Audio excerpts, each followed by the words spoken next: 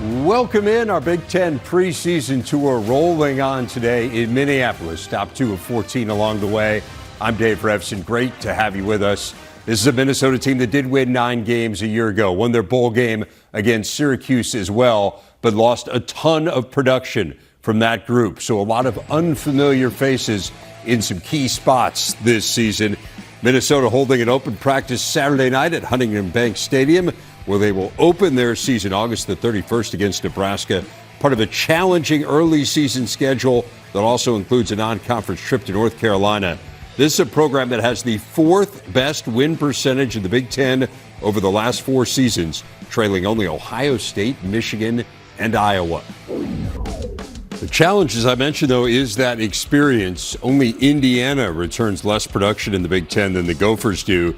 That includes the departure of their second all-time leading passer in Tanner Morgan and their all-time leading rusher in Mo Ibrahim. 2 of their top 3 tacklers gone on defense as well. Against that backdrop, we check in for the first time with Howard Griffith and Jerry DiNardo. Thanks, Dave. As you can see, they lost a lot last year. But this is really still a very talented team. What are some of your initial thoughts? Well, when you lose a lot and you've been at a place for 7 years, as PJ's going into his 7th year, you can tell they've recruited. You know, I was really impressed. I thought I'd see a team that had to replace a lot of players and maybe couldn't replace them. I'm convinced they can replace them. On offense, Kaliakmanis gives them a whole different dimension. They lose Mo and they lose Tanner. The offense is going to look different. Receivers, talented. So I guess, Howard, my biggest takeaway is they've recruited well. This is a solid program, and they have good depth everywhere. Yeah, I think one of the things I think about when I watch this team every year, right? We sit there and we know how well coached they are because of the way they respond. And sometimes it may not show up in the quote-unquote recruiting rankings. Right. And I think this is a place where you kind of throw those things out the window because they do such a great job of developing and getting the right players into the program. So I think that helps them, be able to develop these young men into the type of players that they need. What were some of the other things that you saw today at practice that jumped out at you?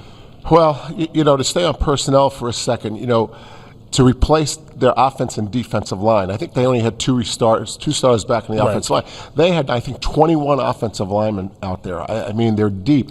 The defensive line, they're skilled. They can run. You could see it in the pass rush drill.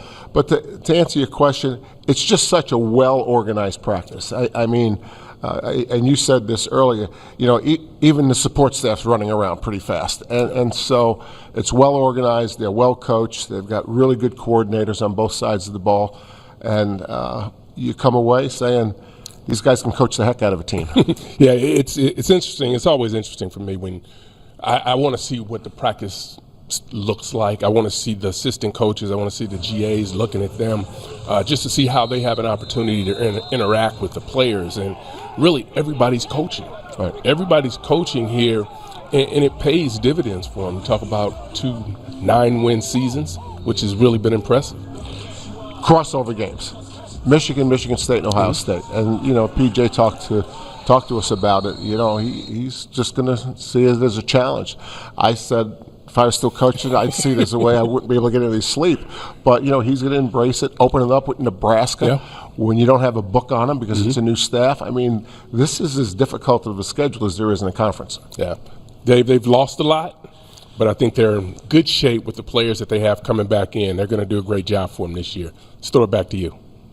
Just 5 starters back on offense for the Gophers. The biggest star, probably Brevin Spann-Ford, their outstanding tight end. Now, this does not include Chris Ottman-Bell. He missed almost all of last year with an injury, a 7th-year player. He does have 13 career TD grabs.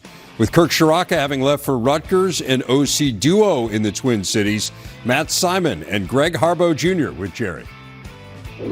Coaches, I have this belief that, from personal experience, that between all the people that sit in the stands, and all the players and coaches on the field, the people that have the most to say about the outcome of the game are the offensive coordinators and the play callers. So my first question for both of you is, how has it changed your life? How has it changed your work habits to be coordinators? Yeah, I think the preparation that's kind of gone into it from the beginning. You know, Coach Fleck has done an awesome job, and obviously the experiences we've had in the past of just being able to learn of the systems in place and what it takes in general. And so that's been a big part of it is kind of our past and previous experiences. It's been going into being able to put the best foot forward as we go forward. Greg? You know, the relationship between Matt and I hasn't changed one bit. And, you know, when I was a tight ends coach and now, you know, being in the position I am now, like, we worked together hand in hand when we were in that position. We did a lot of things together, you know, with Coach Rocca. He asked us to do a lot of things together. So it's really been a seamless, you know, transition. You know, and it's been exciting, you know, changing our life. Like, it's just been a lot more time, but it's been a lot more good time. Like, we have a great staff, you know, that we work together with offensively. We love spending time together, and it's just a great time to be together and come into work every single day and work with these guys and work alongside Coach Simon. I think a question that everybody asks when there's co-coordinators is play selection. How do you go about the play selection?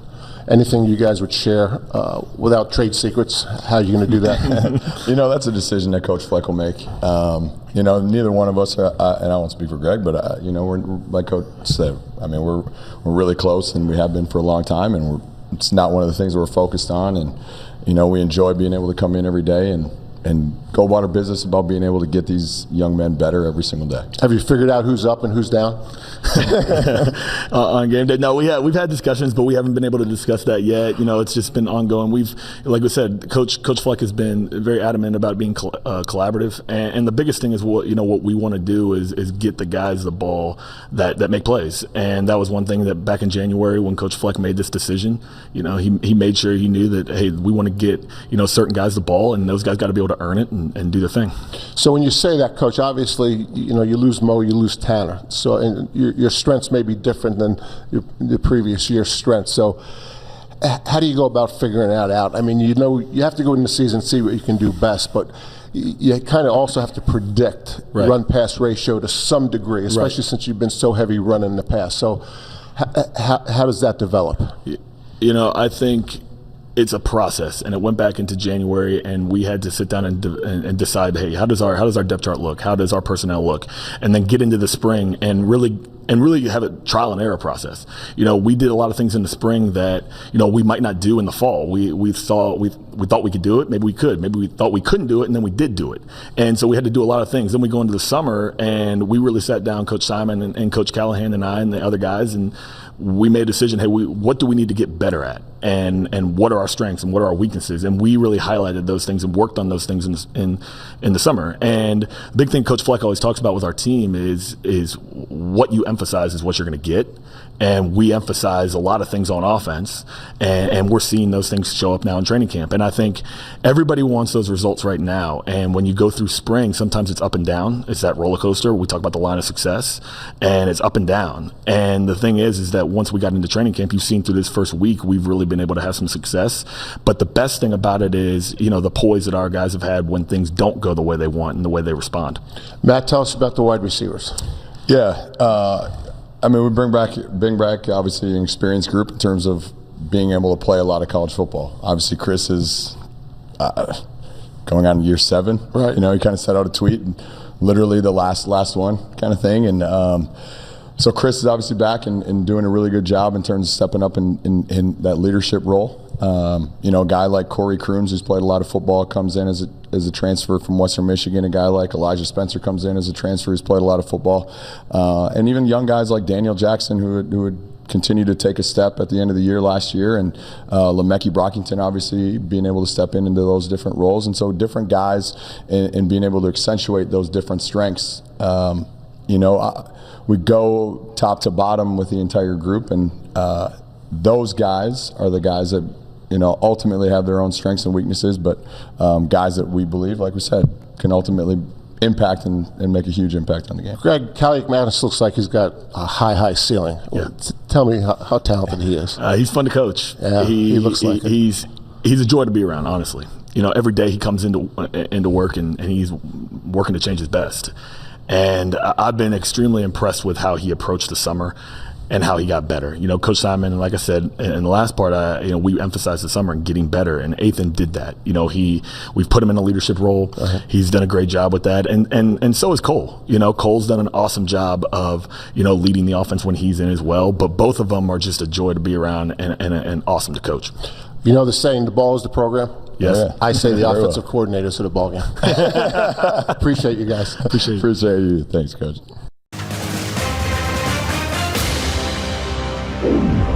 Back in the Twin Cities, where the Gophers are prepping for that big season opener against Nebraska. They will then host Eastern Michigan before hitting the road to Chapel Hill.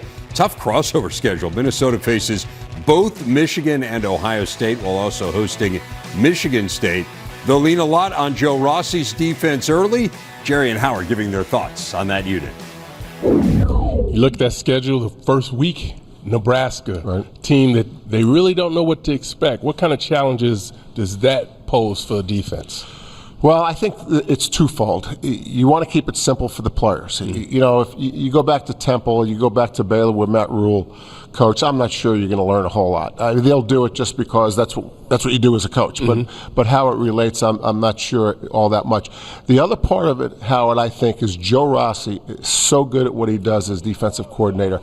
He's probably going to have a bunch of stuff on hold that he doesn't need to teach the players. He might come in this locker room at halftime and make some adjustment if what he has ready doesn't work. So keep it simple for the players, but have a game plan in your head that you can go to at halftime. This is a defensive front. This defensive line looks pretty talented. They're going to be able to get after the quarterback. I think inside the defensive tackles are going to get the push that they need.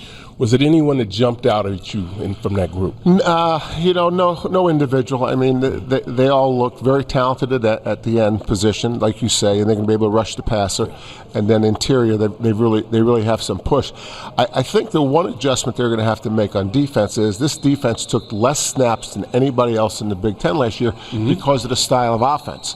But Kaliakmanis is they're going to probably be more balanced, right? So it's not going to be Morgan and it's not going to be Mo. Yeah. This defense is going to be on the field more than it's been in the past. So that's going to be something that Joe Rossi is going to have to adjust to. I mean, you're coaching defense, you're on the field less than any other team in the conference. That's pretty good. That's a pretty good gig. It kept those guys fresh as well, and they were able to really do a good job in third down, being able to get off the field. One of the guys that jumped out to me was Anthony Smith. 0. That's an interesting number for a defensive lineman, but he looks the part, and really he looks quick, has that quick first step, really bends well. So I'm interested to see how he continues to grow as a young player. Yeah, another impressive thing about the way they practice, and you and I talk about this all the time, they get so many reps. Yesterday we saw Nebraska have a team circuit. They were getting a bunch of reps. The defensive line was getting a bunch of reps, and the offensive line was getting a bunch of reps because they had two groups, and the young coaches are coaching the young players, and the veteran coaches are coaching the older guys. And they probably got more pass rush reps than most teams that we've only seen one, but most teams that we've seen. A lot of offensive line coaches, they don't like to let their guys go. Defensive line coaches the same way.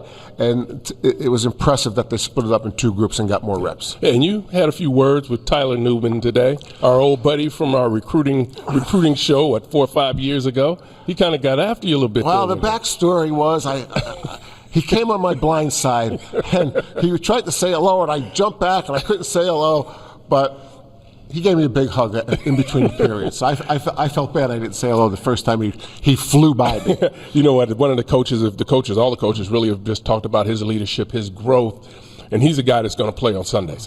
He's so versatile. He can play on the back end, can play the post position, get covered hash to hash, and then he can get down into the box. And in the spring game, we saw him catch a touchdown. So I'm wondering if we'll see him playing on the offensive side. Should be interesting. But that's it on the defensive side. Dave, let's throw it back to you. Gophers have a couple of stars on the back end of that defense, and Justin Wally and Tyler Newman. Newman was one of 10 players in the conference to earn official preseason honors this year. They did lose their leading tackler in Mariano Sori-Marin, which thrusts Cody Lindenberg into more of a leadership role. He is with Howard. Cody, you guys have gone through this, your 5th practice now. Where do you think the defense is as far as where you guys ultimately want to be? We're changing our best every single day. We look at failing as growth, and I think we do a great job of responding to those failings. We look at it as a chance to grow and learn, another opportunity, another day. And, I think we've done an elite job at that. There's been a standard set, and I think we have continued to raise that standard each and every day. Talk a little bit about your defensive line. Those guys look like they can get after the quarterback. Oh, absolutely. They continue to grow, each and every single day. And I think those guys have improved a lot in just everything, like their technique, the way they do things, the way they practice, everything, like their bodies. They've been taking care of their bodies, being healthy, the way they study film, the way they come in extra after practice, before practice, in the training room, all that kind of stuff. And I just think it really shows out on the field. Every team's really different. Thinking about last year's team to the team you're going to have this year as you guys go out there, are there some differences that you can tell from last year's team to this one? There's different guys, but at the same time, it's same culture, same philosophy, same mentality that we have on defense. But those guys that left, like we said, set a standard for us. That mentality that we have to have, that we're going to have each and every game, each and every practice, one day at a time. That kind of mentality. It's just awesome, and so awesome to have those guys that came before us and have shown us the ways that we have to continue to grow each and every day, and the way they have to attack things and approach things. So I just couldn't be more proud and couldn't be more excited for what these guys have in store. Having to practice against Mo last year before having him here, now you have new running backs that are there. You got a unique perspective from where you get to see these guys. Talk a little bit about what you see out of their games. Yeah, everyone has different strengths, different ways of approaching the game, and obviously we saw what Mo can do, and now it's time to see what these new guys can do. And I couldn't be more excited to see what these guys can do, because we've seen them all play before. Some of the transfers, like Sean, some of the new guys, like these freshmen, like Darius, they're doing a very elite job. Like I said, they're young. Some of these guys are young. Some of these guys are a little bit older. So everyone's going to learn and develop at a different pace. And they've guys have played differently. A lot of it is experience. Failing is growth. A lot of guys have failed differently. A lot of guys need to approach it differently, see things, see other guys fail themselves. And I'm just very excited to see how these guys continue to grow each and every day. What are some of the things you learned about your game that you want to improve on this year?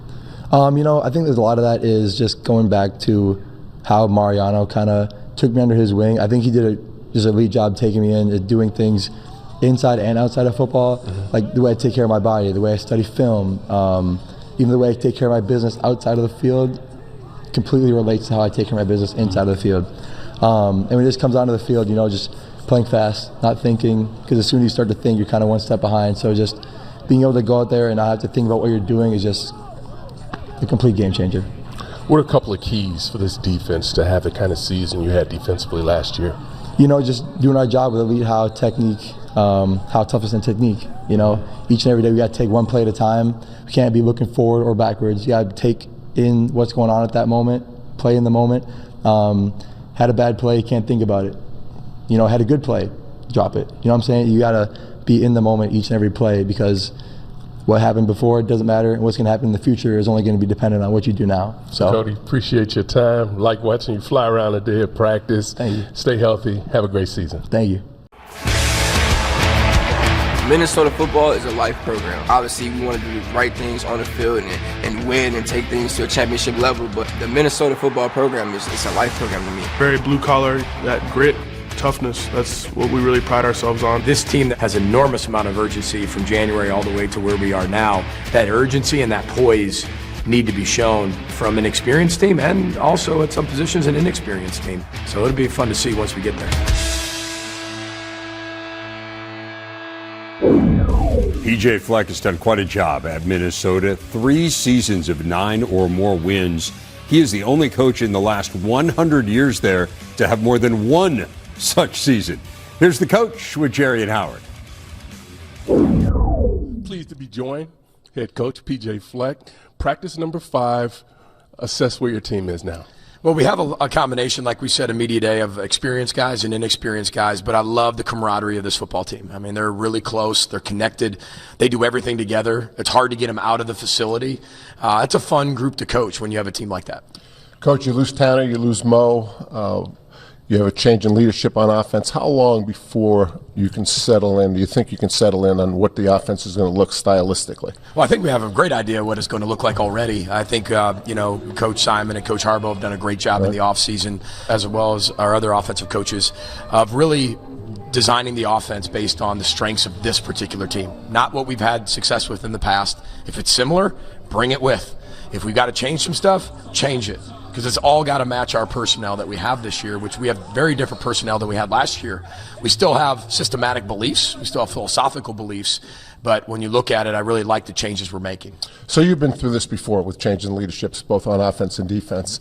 How involved do you get until you feel like you've got it the way you want it with the new leadership, even though the coaches have worked for you in the past? Well, I think the older I get, the more I've realized you got to continue to trust your people. I think that's why we have a lot of head coaches head coaches now who used to work for us at Minnesota and Western Michigan.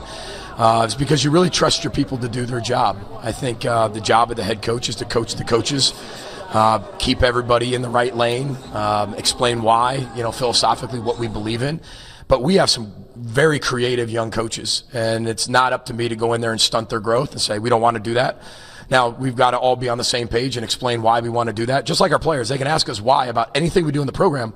Coaches have to be able to answer why to that. I have to answer that. The coaches have to answer that, why we're doing exactly that. But I'm involved. I love sitting in there. I have my own chair now. Last year I didn't have my own chair. I'd walk in the offensive staff room and I'd look around and I'd have to sit in the bleachers.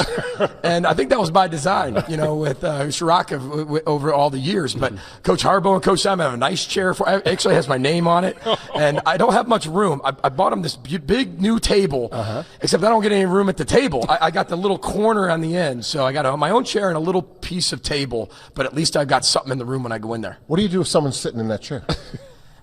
I'm pretty nice, I usually just look at Coach Harbaugh and Coach Simon and just make a joke, like, hey, I get it. Guys don't want me in here. I don't want to take the notes that I have, and then somebody obviously moves. But no, we actually have my name on it now, and I don't think anybody, comes near that chair. It sounds like a GA waiting to happen by mistake. Coach, I know you're going to tell me I'm thinking and I'm focused on practice 6, but an opportunity to have 9+ wins for the 3rd year, have an opportunity to 3 years to win 9 games. What would that mean to the program, and what would that mean for you? Well, I think, we're focused on just this season. I think what we've done over the last 3 full seasons, winning 11 games, 9 games, 9 games, I mean, that's almost 10 wins a year. Yeah. That type of run in consecutive full seasons hasn't happened since 1900, 1905. Mm-hmm. But that's over and done with. Nobody cares anymore. We know the ever-changing landscape of college football. What have you done for me lately? This team, we have the second most opportunistic schedule in the country, most challenging in the country. Some call it the hardest. We focus in the challenging and opportunistic because I wouldn't want to go through that schedule with any other team but this team. They could care less. They're focused on being 1-0 against Nebraska. They've really honed in on the first 2 weeks of training camp, all about us getting better. The next week is a transition between us and our opponent. Then they're in the game week. They already understand that expectation. They understand that we've got to be able to get there, and they know what's expected of them daily, and they go out there and attack it.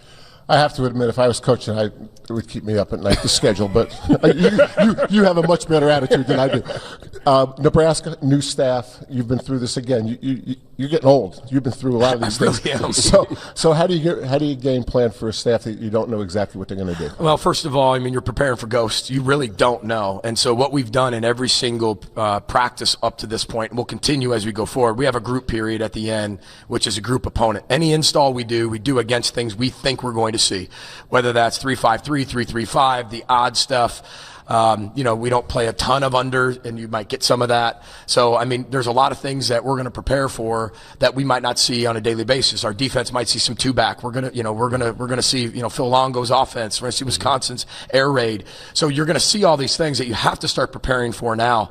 We've done those studies in June in the classroom as a staff, but now we're doing those things on the field, and we're doing them at a more rapid rate than we ever have with the installs as we go, because not only are we competing with our defense, we're competing and preparing for the season even in the first week of training camp. Coach has talked about some of the veterans you lost, talking about Tanner and Mo.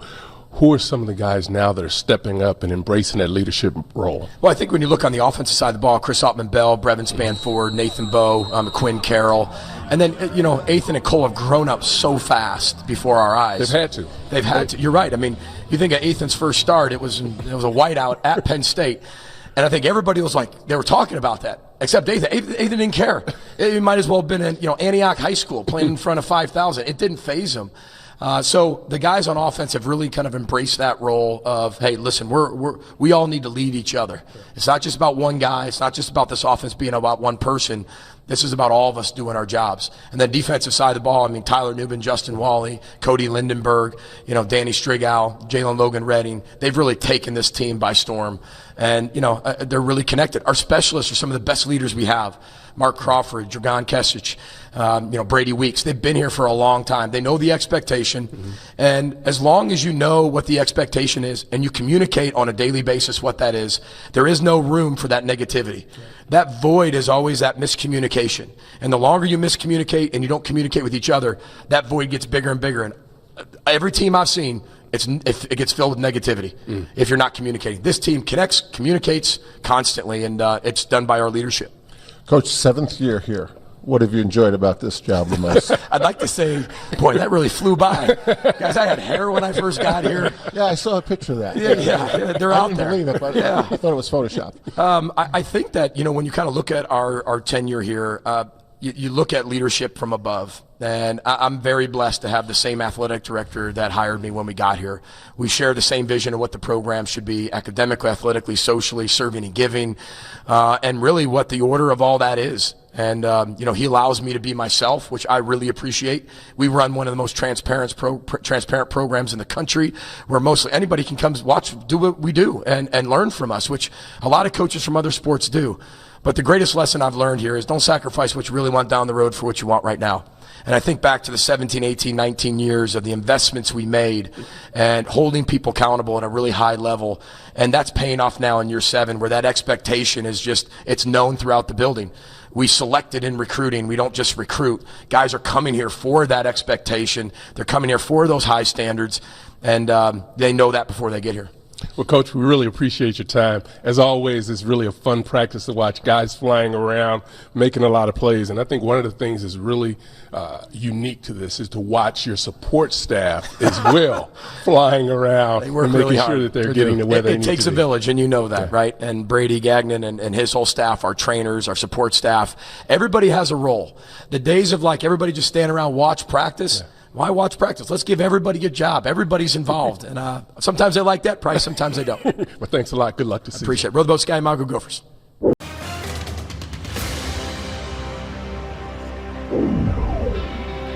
Back in Minneapolis, the Gophers will have some new faces toting the ball. Mentioned the departure of Mo Ibrahim. They're not lacking for options at running back, though, led by Western Michigan transfer Sean Tyler, 3rd in the nation in career rushing yards among active players. Bryce Williams, a familiar face there as well. Been a run-heavy offense in recent years. Back to the guys on what to expect this season. Coach, this is a team that really dominated games, particularly in the wins, with running the football. Right. How do you see that changing this year? Yeah, Howard, I want to say there was 70% run statistically, and some of the games they're going to shut it down when they have a lead. I think it's going to change dramatically. Kaliakmanis, he's got an arm. As good as I've seen, really. He's just, I don't think he has a ceiling. They got a good running back room. Mm-hmm. They've got a very good wide receiver room. The most impressive thing was the 21 offensive linemen. Yeah. And I say that because they only had 2 returners. And I think, again, I'll say this again, the fact that PJ's been here 7 years, he's done a great job recruiting and rebuilding the depth. The fact that Matt Simon and Greg Harbaugh are the coordinators, they're co-coordinators. I asked them who's going to call the plays. I knew I wasn't going to get an answer because it's a tough question to answer. Yeah. It's really none of my business. But new coordinators, right? And so more change on offense than PJ has had since he's been here. Kirk Shiraka was here. He left. He came back. And now it's up to Matt and Greg to get it organized on offense. I'd be shocked if they're not 55-45 or 60-40, but I don't think they're going to be 70% run. Yeah, you think about this offensive line, you mentioned the numbers, but this is a massive group, not only in numbers, but also size. And it's a physical group as well, and I think they do a tremendous job of getting not only the offensive line, but also the tight end position really into a position where they can still dominate. But it will be interesting to to watch them kind of develop offensively, because I think they're going to throw it. I agree with you. When you have a talented quarterback that you have, and he continues to grow, and he's going to get better. That's the thing. Yes, he's had some starts, but now he has an opportunity to really settle in and relax a little and understand what being the starting quarterback coming into the season really means. So that'll be a big part of, I think, about what this team will be able to do offensively. Yeah, I think a challenge as well as we just left Nebraska. They're running the 3-3-5. It's not a secret. Mm-hmm. We're not giving away anything.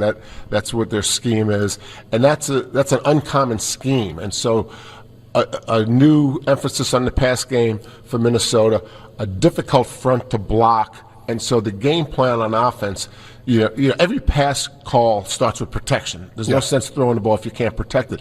So, so they'll have a challenge. They may have to make some adjustments during the game, but they're going to see an unusual defense that their defense doesn't run. It's always nice to open up with a team that schematically is close to you, because you can have ones versus twos and you can get a lot better work. In this case, they'll have a lot of work to do, not knowing exactly what Nebraska's going to be doing, but at least they know schematically it's a 3-3-5. And having Span Ford at tight end. I mean, watching him run routes, working against linebackers, working against safety, strong safety, he's going to win a lot of those matchups, and he does a really outstanding job at the point of attack, which is important, so you really don't know what you're going to get. They also can move him off the line of scrimmage, extend him into the slot to create some of those matchup problems as well. Receiver-wise, did you see the explosiveness that you wanted to see in practice tonight? Yeah, I did.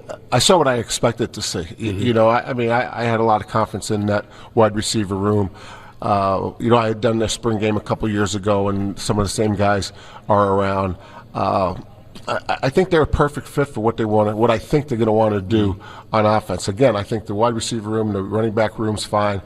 The biggest positive surprise is how quickly they could rebuild the offensive line, and the fact that the new quarterback's going to come in and throw it around a lot. Altman Bell back for season number 7. Right. Having that veteran leadership, I think, will help some of the younger wide receivers as they continue to develop as well. Yeah, no doubt. And again, they mixed it up pretty good today. They gave the wide receivers a lot of shots. The secondary played well. It was a real competitive practice, and you can tell they're going to get the ball to the skill. And again, like every spread team, they've got the option involved, so they're always going to have the numbers if they want to run the ball a little bit. And getting the quarterback involved in the run as well. Yeah, and he can do that. He's a big, strong guy, but his talent is right here. It's that arm. Not here. It's not. Let's throw it back to you, Dave. Tanner Morgan's lengthy career in the Twin Cities is now over. Athan Kaliakmanis, the heir apparent, played in 11 games last year as Morgan battled some injuries, throwing for 3 touchdowns and 4 picks.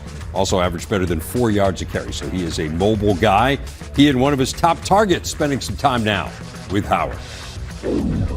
Well, guys, after the 5th practice, how did you guys feel? I feel good. We got first week down of training camp, and I'm thinking the team looks really good, and I'm happy at the progress we got. Okay. Yeah, man, I'm really excited with where we're at right now. Still a long way to go, but really excited with where we're at, and I'm happy to just be with my teammates. How has your preparation coming into this camp different from coming in last year? Yeah, I think Coach Harbaugh both Coach Harbaugh and Coach Simon did a tremendous job preparing me for what's going on and just this offense and helping me become a better leader. They've just done a tremendous job with me and really put me in a better position to be a better quarterback and person. How have you acclimated to the system? Well, I don't have a big leadership role this year, and kind of last year, day 3 is actually when I got kind of hurt in camp. So making it through this first week is very, it means a lot to me. And but no, Coach, like he said, Coach Simon and Coach Harbaugh, they instill confidence in us every day, and they make it to where we want to come out and practice, and we enjoy competing with each other and making plays. It's interesting. We're all interested in what this offense is going to look like. Sitting here with the quarterback, the wide receiver is going to say he can throw it all day, right? You just give me the rock, find a way, find a way to do that. But how do you think the offense will look ultimately when you guys get out there, as far as the run-pass ratio? I think we'll be very well balanced. we're going to do whatever it takes to win. I mean, if we got to pass it however many times, we got to run it however many times. We're going to do whatever it takes to win. As long as we're up one more point than the opposite team at the end of the score, then we did our job. So that's I'd say well balanced. Going along with what he said, well balanced, but I think we're going to get the ball to our playmakers, and we're going to give the ball to the people that make plays, whether that's run or pass. So it really doesn't matter whoever's making plays. So. You had a chance to spend obviously a lot of time with Tanner Morgan. What are some of the things you learned from him that you're going to implement into your game? Yeah, Tanner just helped me become a better person in all areas of my life. Really, he helped me with my faith. He helped me as a quarterback. There was some tough time going on in my life, and he was there with me when he could have been focusing on something else. So Tanner really just helped me mature, and I think that helped me in terms of becoming a better quarterback and help leading others, because I couldn't lead others before. I was too shy to. I didn't want to speak up, but Tanner taught me how to do those things, and for that I can never, not thank him. Chris Ottman-Bell. He's been here forever. Right. Don't worry. He's been here forever. This is his last year, I think, right? So what have you had an opportunity to learn from him as he's gone and had success on the field, but also had some injuries that slowed him down? What have you taken from his game as he continues to move forward? Probably the main thing is his positive mindset. Every day he comes in smiling. He comes in wanting to get better within the rehab or if it's on the field. He's a big bro. I mean, he paved the way. He's probably your uncle. Yeah, if you say so. You can say that. But he definitely paved the way for a lot of us young receivers. And he comes in every day and still pushes us. I mean, he's still working with us, and he's getting healthy and ready for a big finale. Success for the Gophers this year looks like? Winning. Looks like? Winning a lot. So both of you guys can give me the same answer. I guess it's important, right? Yeah. But thanks a lot for taking some time. Thank you so much. You guys have a great rest of training camp and stay healthy. Thank you. Yes, sir. Appreciate it. Minnesota's defense has turned into a real force. Top 10 in the nation in total defense and scoring defense in each of the last 2 years. Gave up fewer than 14 points per game last season, their best mark in 55 years. The man who orchestrates that D, coordinator Joe Rossi now with Jerry. Coach, you have to replace more than half your starters on defense. Going into camp, what were your strengths in your defense? Well, I think we had a lot of guys that played last year up front. We only lost a couple guys, and we had a lot of guys that we had played in terms of 8, 9, 10 in the rotation. So we had some loss, but we had a lot of guys that had gained experience. And then at linebacker, I think we had some guys that were in and out of the lineup, played on special teams. Cody had taken over halfway through the season and played really well for us. In the secondary, obviously, a guy like Tyler Newman and Justin Wally have been stalwarts for 2 years. So even though we lost some, we feel like we had a lot back, and we had some younger guys that were chomping at the bit to get their opportunity. I was most impressed with the young guys up front. Tell me about some of those guys. Yeah, I mean, a couple of those guys have been in the program for a while, waiting for their chance to get an opportunity to get out there, and I think they've been doing a really good job. They have size, they have length. Devin Eastern's a guy who's a Minnesota kid who's got length. He's got twitch. He's shown that in the first 5 practices in camp. Then you take a guy like Anthony Smith, who's done really well, another young guy with length, but also like guys like Jalen Logan Redding and Ja Joyner, who were starters for us last year, and I think they did a good job, but now this year they're really becoming more impactful. So I think it's something where we did lose some people, but we have some guys waiting in the wings to step up, and I think our size and our twitch have improved. You know, the portal's obviously made a big impact with college football. Has it changed the way you install? Tradition used to be you get a young guy, he'd learn the defense in year 1 or year 2. Now you may only have someone for years. So has your install slowed down at all? No, but that's a great question. I think the thing that you got to look at it is the install starts at different times of the year for different people. And we kind of have a process when someone comes in, whether they come in January, whether they come in May, whether they come in June, and it's different. And so we have some things that we do with PowerPoint, some things we do on the computer, some things we do with self-test. Our players are awesome, and in the summer they coach the heck out of each other.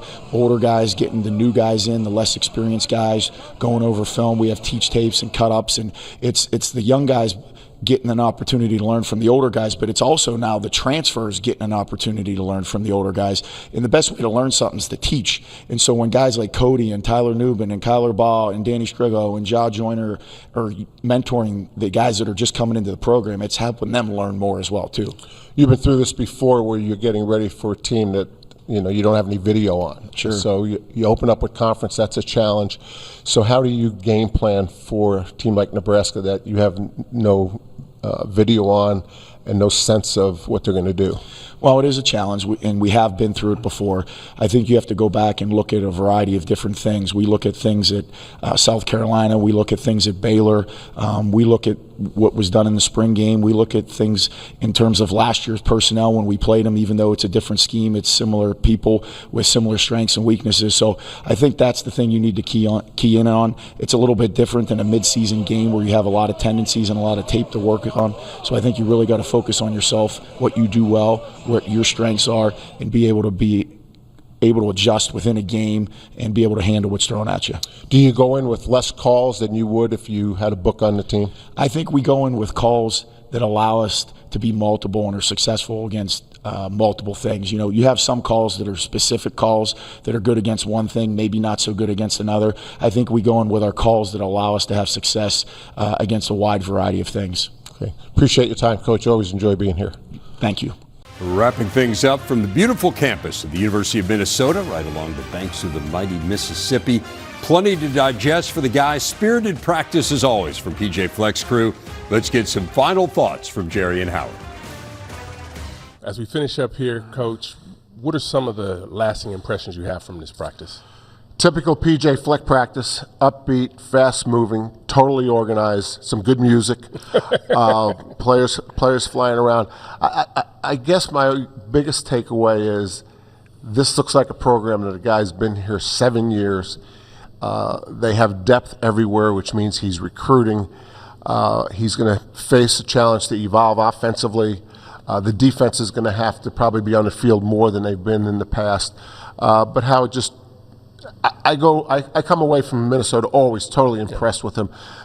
They got a good team, and we saw a good team yesterday, and them in Nebraska in an opener. I mean, it's going to be a great opener. Yeah, it's really been interesting because normally we see Minnesota on the back end. Right there, they're a little tired, but really seeing them early, I think sets the bar for what we need to see from the rest of the group's teams that we have out there that are left.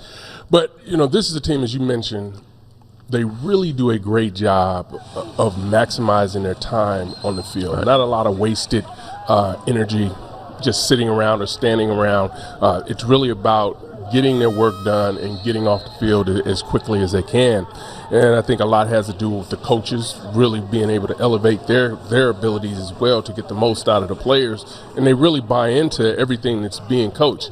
We always talk about from the guy in the front of the room, you know exactly what's happening, and those things were echoed, by his players as we have an opportunity to talk with them.